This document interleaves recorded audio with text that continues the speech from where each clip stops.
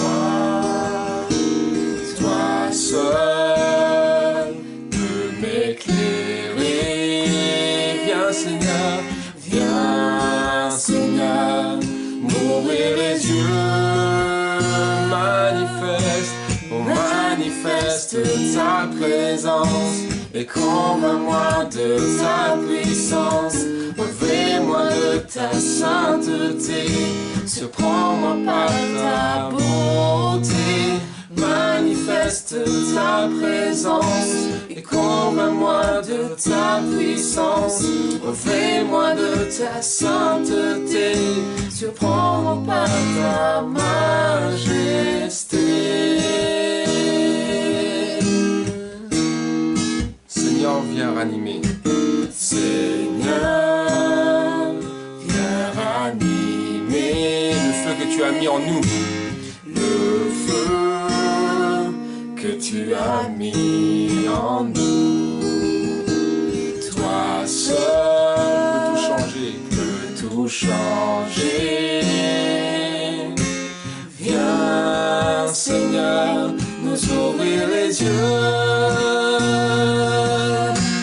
Manifeste ta présence et convainc-nous de ta puissance, revêt-nous de ta sainteté, surprends-nous par ta beauté, manifeste ta présence et convainc-nous de ta puissance, revêt-nous de ta sainteté, surprends-nous par ta majesté.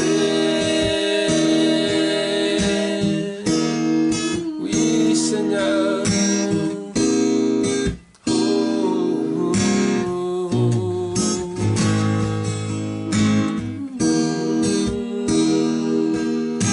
manifeste ta présence, oh Jésus.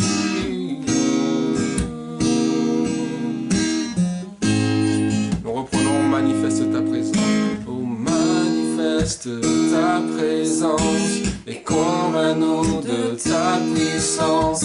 Revêt-nous de ta sainteté, surprends-nous par ta beauté, manifeste ta présence et convainc-nous de ta puissance, revêt-nous de ta sainteté, surprends-nous par ta majesté.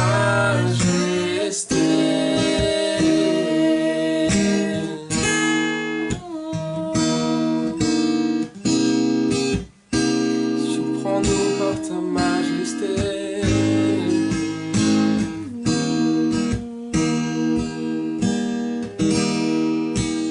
prends mon âme, prends mon cœur, je te donne tout.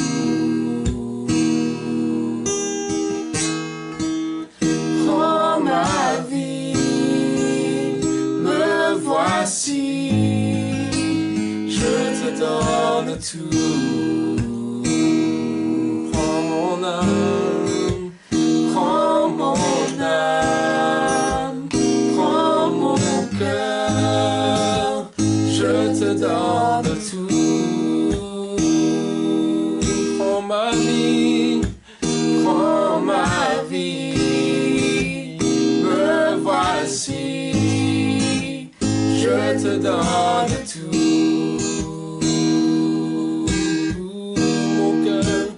Mon cœur est à toi, tout à toi.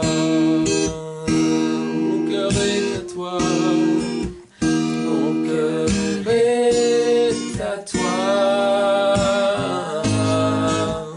tout à toi. Prends mon âme, prends mon âme, prends mon cœur, je te donne tout. Prends ma vie, prends ma vie, me voici, je te donne tout. Mon cœur est à toi, mon cœur est à toi, tout à toi.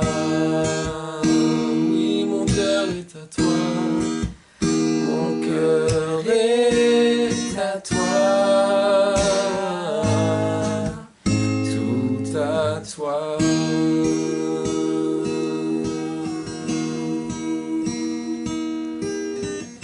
Oui, Seigneur, nous venons encore devant ta face ce matin. Nous venons devant ton trône de grâce, te disant merci pour qui tu es, Seigneur Jésus. Merci pour qui tu es, Seigneur. Merci, Seigneur, de ce que tu envoies ton esprit, qui est le consolateur. Merci pour ta présence réconfortante dans nos vies, Seigneur Jésus. Et ce matin, Seigneur, nous disons encore que nous te donnons tout, Seigneur. Te donnons notre cœur, Seigneur.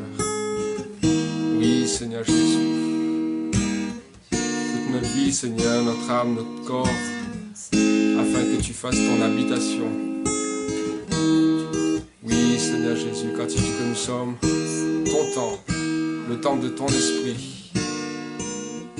Tu n'habites plus, Seigneur, des maisons faites de pierres.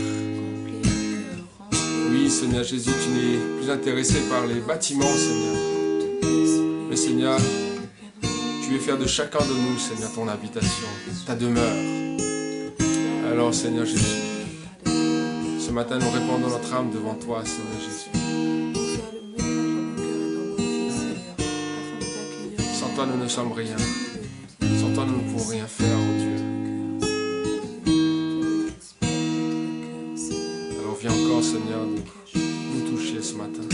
Viens encore, Seigneur, mon Dieu, nous remplir de ta paix. Viens encore nous remplir de ta joie, ô Jésus. Que ton nom soit glorifié, que ton nom soit béni, Jésus.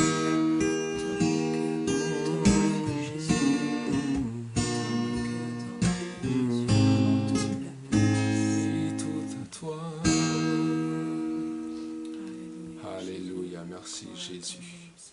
Alléluia. Amen.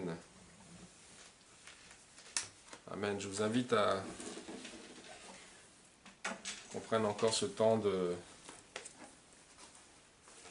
méditer la parole de Dieu ce matin. Et on va faire quelques lectures, mais qui sont, c'est des textes qui sont unis entre eux. Nous allons commencer par lire dans Marc 16. Marc 16, le verset 15. Tout d'abord, le contexte, c'est Jésus qui rassemble, qui rencontre, qui se met encore une dernière fois devant ses disciples, qui rencontre ses disciples après la crucifixion, après la résurrection, et c'est sa dernière rencontre avec ses disciples avant qu'il monte au ciel. Et vous allez voir, cette rencontre avait un thème. Donc Marc 16, verset 15. « Puis Jésus leur dit, allez par tout le monde et prêchez la bonne nouvelle à toute la création. Donc c'est ce qu'on a l'habitude d'appeler la grande mission. Allez par tout le monde et prêchez la bonne nouvelle à toute la création. Celui qui croira sera baptisé et sera sauvé, mais celui qui ne croira pas sera condamné.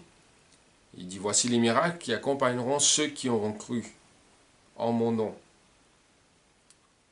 On ne va pas développer ce matin sur cette partie-là, mais juste attirer votre attention sur, voici les miracles qui accompagneront ceux qui auront cru. Donc si tu crois, si je crois, voici les miracles qui accompagneront ceux qui auront cru. Pas seulement certaines personnes, pas seulement l'évangéliste, voilà, pas seulement des chrétiens expérimentés, entre guillemets, mais tous ceux qui auront cru. Donc le plus petit bébé nouveau-né dans la foi, je veux dire, hein, des adultes, mais le plus nouveau des chrétiens. Voici les miracles qui l'accompagnent. En mon nom, ils chasseront les démons, ils parleront des nouvelles langues, ils saisiront des serpents, s'ils boivent quelques breuvages mortels, il ne leur fera point de mal. Ils imposeront les malades, et les malades seront guéris. Donc là, dans Jésus qui donne cette mission à ses disciples, qui leur dit « Allez ». Et là, on peut croire que juste après l'ascension, après que Jésus soit monté au ciel, les disciples ont commencé la mission, ils sont allés, et ils ont commencé à prêcher la bonne nouvelle. On aurait pu croire que c'était la suite. Mais nous allons voir d'autres passages qui nous parlent de cette même épisode où Jésus est devant ses disciples pour la dernière fois avant de monter au ciel. Nous allons jusqu'à Luc, le chapitre 24, nous lisons le verset 49. « Et voici, j'enverrai sur vous ce que mon Père a promis. » Donc c'est le même discours, sauf que là, on a d'autres détails. D'ailleurs, l'évangile de Luc est un de ceux qui donne beaucoup de détails. On nous dit que Luc, c'était le médecin. Donc il dit déjà lui-même au début du chapitre qu'il est allé faire des recherches. Il est allé vraiment chercher dans les détails les choses qui se sont passées. Et lui, il rajoute ces détails-là dans ce discours ce dernier discours de Jésus. Il dit « Et voici, j'enverrai sur vous ce que mon Père avait promis. Mais vous, restez dans la ville. » Déjà, on a l'impression qu'il y a un contre-ordre. Jésus, juste dans ce même discours, au début, dit « Allez ». Et voilà que, juste après, il dit « Restez ». Restez dans la ville jusqu'à ce que vous soyez revêtus de la puissance d'en haut. Et puis, la suite, voilà, et on dit que Jésus les bénit, et puis se sépara d'eux et fut enlevé au ciel. Donc on est toujours dans ce même discours. Et on va voir encore une autre facette de ce dernier moment de Jésus avec ses disciples avant de monter, dans Acte 1. Acte 1, que je vous rappelle toujours le même auteur. Acte, c'est Luc qui a écrit le livre des Actes. Acte 1, le verset, on connaît bien le verset 8, mais on va lire un peu plus haut, au verset 4. Donc toujours Jésus, on est dans le même contexte, c'est le même moment, le dernier discours de Jésus. Comme il se trouvait avec eux, il leur recommanda de ne pas s'éloigner de Jérusalem, mais d'attendre ce que le Père avait promis. Donc au début, allez, puis dans ce même discours, il leur dit, restez à Jérusalem. Il dit, je vous enverrai ce que le Père a promis. Et puis là encore, il dit, attendez ce que le Père a promis. Et puis il dit au verset 8, voilà ce que le Père a promis, vous recevrez une puissance, le Saint-Esprit survenant sur vous, et vous serez mes témoins à Jérusalem, dans la Judée, dans la Samarie et jusqu'aux extrémités de la terre. Donc là, on comprend que, à partir du verset 8, vous recevez une puissance, le Saint-Esprit survenant sur vous, vous serez mes témoins à Jérusalem. Au départ, il leur dit de rester à Jérusalem, mais on comprend qu'après, ils peuvent bouger de Jérusalem, puisqu'ils seront les témoins. Il dit, vous serez mes témoins à Jérusalem, puis en Judée, puis Samarie, puis les extrémités de la terre. Qu'est-ce qu'on peut comprendre par là?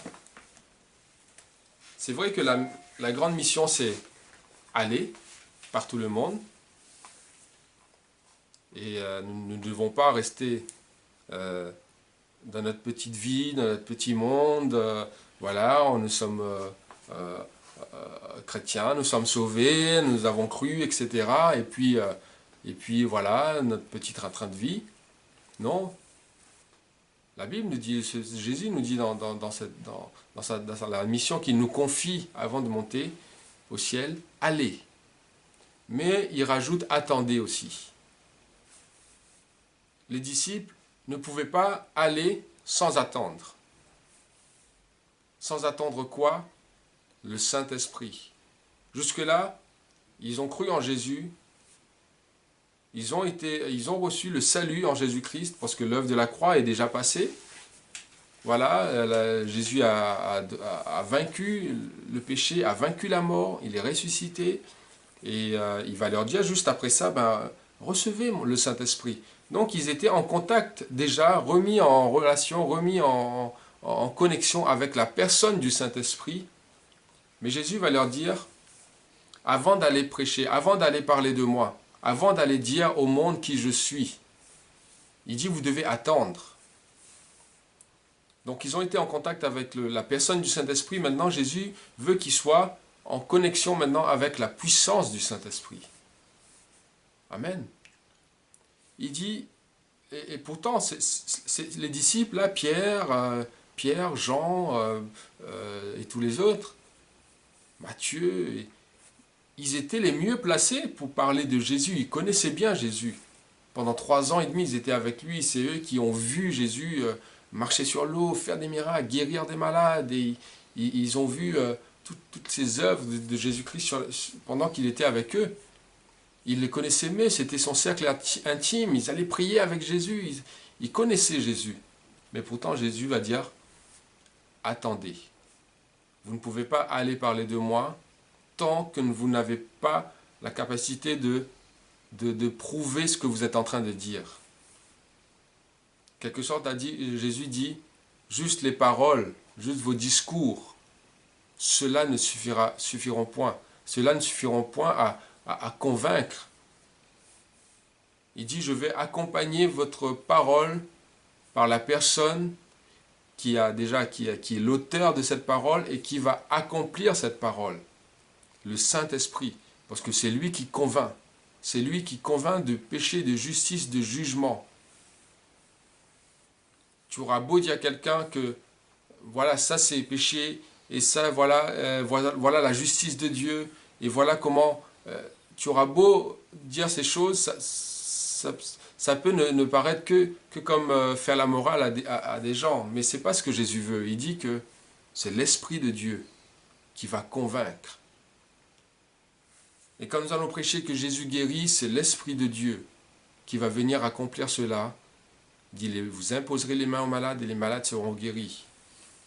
Donc il dit aux disciples, tant que vous ne pouvez pas prouver ce que vous dites de moi, restez, attendez. Vous recevrez d'abord une puissance, le Saint-Esprit survenant sur vous, et vous serez mes témoins. Et à ce moment-là, vous pouvez aller. À ce moment-là, vous pouvez parler. Vous pouvez agir. Parce que quand vous agissez, le Saint-Esprit agira avec vous. Amen. Donc ça, c'est important que nous comprenions cela. C'est vrai, il est bien d'avoir le zèle, parfois le zèle du début. On est zélé, on est enthousiaste. Mais ce n'est pas l'enthousiasme qui fait le travail. Hein. Ce n'est pas cette excitation du début qui fait le travail. Mais c'est vraiment le revêtement de puissance par le Saint-Esprit. Et nous avons besoin de ça. Avant d'aller, il est bien d'attendre. Il est bien d'attendre ce que le Père a promis, c'est-à-dire le Saint-Esprit. Sans le Saint-Esprit, nous ne pouvons pas aller. Ou alors nous allons aller au casse-pipe, c'est-à-dire nous allons aller devant des grandes difficultés. Mais nous devons attendre. Et pourquoi justement, le jour de la Pentecôte, on nous dit, ils étaient en train de prier, ils étaient là, depuis que Jésus les a laissés, ils étaient en train de prier, et puis tout à coup, il vint du ciel comme un bruit, un vent impétueux, et puis les langues de feu leur apparurent et se déposèrent sur chacun d'eux, et ils étaient remplis du Saint-Esprit, ils commencèrent tous à parler en langue, et juste après, Pierre va prêcher, va faire un discours, 3000 personnes vont accepter Christ, et puis voilà, les actes des apôtres commencent, ou même les actes du Saint-Esprit commencent, et nous voyons toute la suite. Amen. Donc nous avons besoin d'abord d'être remplis du Saint-Esprit avant d'aller. Et pourquoi justement ils ont reçu? Parce qu'ils étaient en train d'attendre, ils étaient dans l'attente. Donc voilà un des secrets pour recevoir le Saint-Esprit, pour recevoir cette puissance du Saint-Esprit, c'est d'une part de savoir que le Père a promis cela, et d'autre part, d'être dans l'attente de cela, d'être dans l'attente d'une visitation du Saint-Esprit, pour le recevoir. Et il nous faut être dans cette attitude d'attente. Amen. Donc si tu penses que tu n'as pas encore reçu le baptême du Saint-Esprit, tu dois t'attendre à cela. Nous devons nous y attendre d'être renouvelés.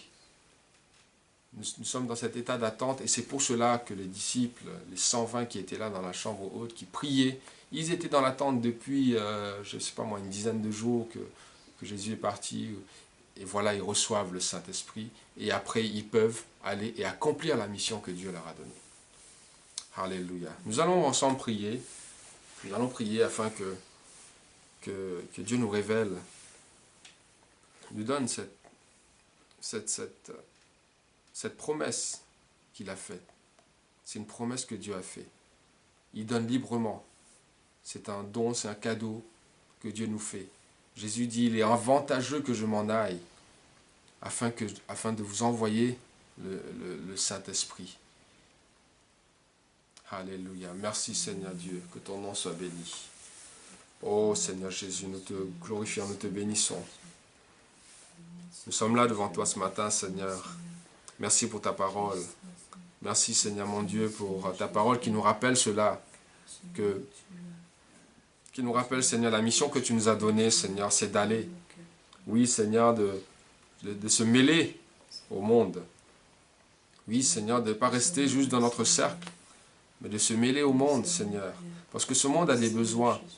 Oui Seigneur, ce monde a besoin de paix. Ce monde a besoin de joie. Ce monde de ténèbres a besoin de lumière. A besoin Seigneur qu'on leur apporte l'espoir. Oui Seigneur, qu'on leur apporte la guérison. Non seulement du corps, mais la guérison de l'âme, de l'esprit. Oui Seigneur, d'annoncer cette réconciliation possible entre Dieu et les hommes au travers de Jésus-Christ. Oui Seigneur mon Dieu, tu nous as dit d'aller Seigneur et d'annoncer à toute la création l'évangile. Oui Seigneur, tous ceux que nous pouvons rencontrer dans notre lieu de vie quotidien. Mais tu nous dis aussi Seigneur, avant d'aller Seigneur, qu'il nous faut attendre de recevoir le Saint-Esprit que le Père a promis, celui qui œuvre à nos côtés, celui qui accomplit les paroles que nous disons. Oui Seigneur, et celui qui nous donne l'assurance, celui qui nous remplit de force, de hardiesse, de cette assurance Seigneur, qui enlève la timidité, qui nous donne, Seigneur, ce feu qui vient de toi. Oh Seigneur Jésus, nous avons besoin de cela.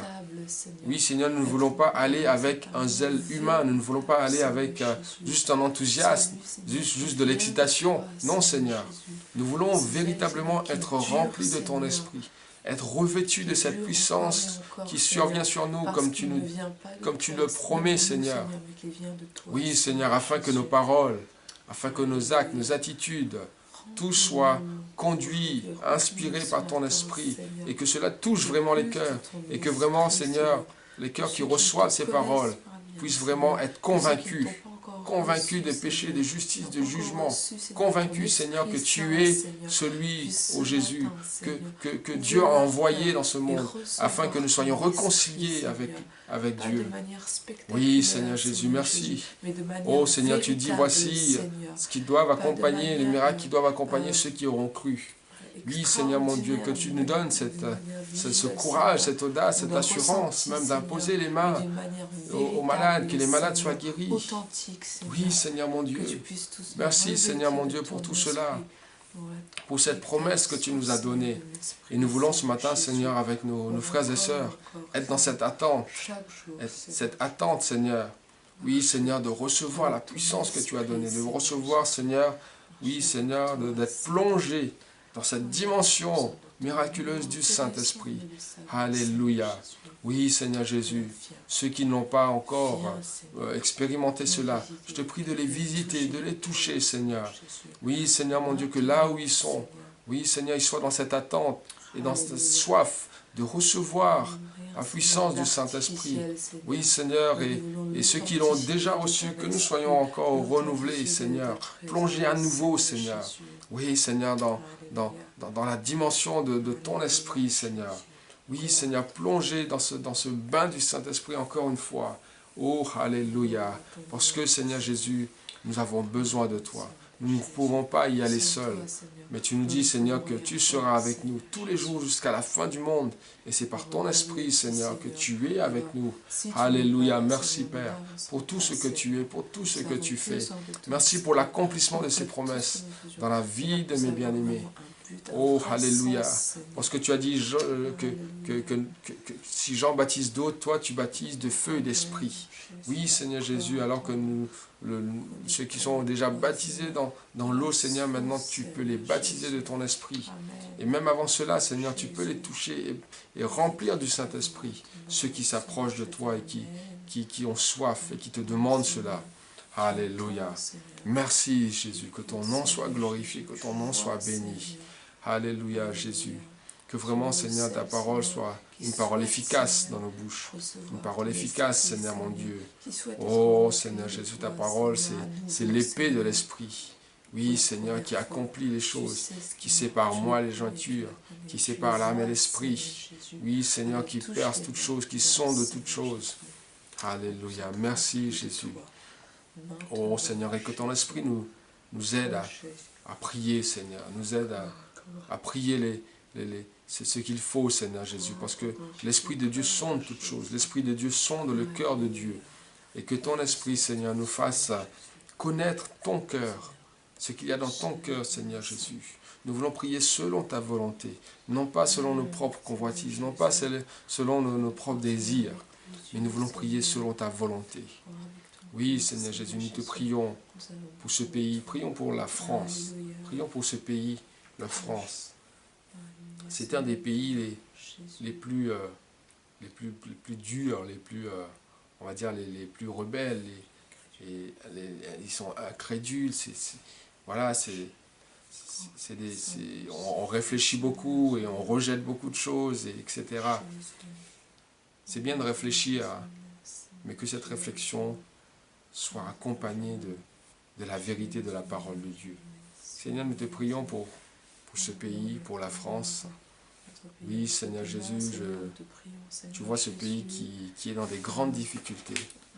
Oui, Seigneur mon Dieu, mais nous croyons que tu es le Dieu qui peut donner l'espoir. Oui, Seigneur, comme tu nous donnes à nous cet espoir. Oui, Seigneur Jésus, et même si le lendemain semble sombre, même si le lendemain semble sombre et incertain, Seigneur, mais nous croyons, Seigneur Jésus, que nous croyons que toi, tu es celui, Seigneur, qui donne l'espoir. Oui, Seigneur, tu nous donnes chaque jour, Seigneur, de nous appuyer sur toi. Tu dis que chaque jour suffit sa peine. Et nous savons qu'avec toi, nous avons la paix, nous avons la joie, nous avons la tranquillité. Alléluia. Merci, Seigneur. Nous sommes comme cet enfant sevré. Oui, Seigneur, auprès de sa mère. Oui, Seigneur, l'âme calme et tranquille. Comme le psalmiste David le disait, Seigneur Jésus. Oui, Seigneur. Oh, que ce message soit apporté, Seigneur, à ce pays. Oui, Seigneur, mon Dieu. Que vraiment, Seigneur Jésus, que chacun de nous qui sommes là, comme infiltrés dans ce monde, Seigneur, mon Dieu, que vraiment nous puissions apporter cette nouvelle, Seigneur. Oui, Seigneur, la bonne nouvelle du salut à ce pays, la France. Oh, Seigneur, je te prie pour le gouvernement, je te prie pour les autorités. Oui, Seigneur, je te prie de remplir de sagesse toutes ces personnes qui sont établies dans des positions d'autorité. Oui, Seigneur Jésus, que vraiment tu les éclaires, Seigneur. Toi seul peux tout changer, Seigneur mon Dieu. Étends ta main, Seigneur. Merci, Père Céleste. Aide-nous encore, Seigneur, dans ce temps de pandémie, Seigneur. Que vraiment, Seigneur Jésus, les solutions soient trouvées. Que vraiment les bonnes solutions soient trouvées, les bonnes décisions soient prises. Oui, Seigneur, que de plus en plus des cœurs se tournent vers toi. Oh, Seigneur, ceux qui sont dans cette détresse, qui ne savent plus quoi faire, qui sont comme sans lendemain, Seigneur. Que tu te révèles à eux, que tu leur apportes l'espoir. L'espoir, Seigneur mon Dieu, de la vie éternelle. L'espoir, Seigneur mon Dieu, de ce Dieu qui pourvoit chaque jour à nos besoins. Oui, Seigneur mon Dieu, tu as dit que tu es le bon berger et qu'avec toi nous ne manquons de rien. Oui, Seigneur, nous avons cette confiance en toi. Oui, Seigneur, bénis nos bien-aimés aussi qui sont peut-être dans le découragement.